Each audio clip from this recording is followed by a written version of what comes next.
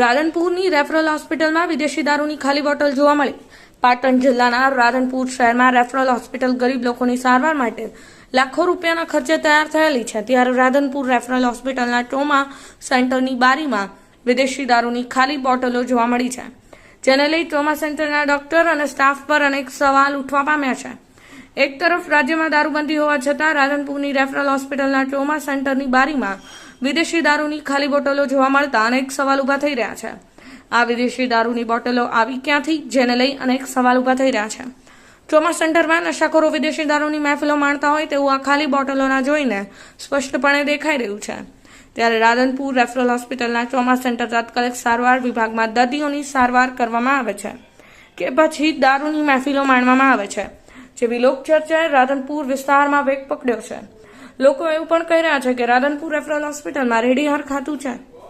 આરોગ્ય વિભાગે રાધનપુર રેફરલ હોસ્પિટલમાં ધ્યાન દોરવું જોઈએ. યોગ્ય તપાસ કરી કાયદેસરની કાર્યવાહી કરવા લોકમાંગ ઉઠવા પામી છે. અનિલ રામાનુસ, પાટણ ન્યૂઝ 24.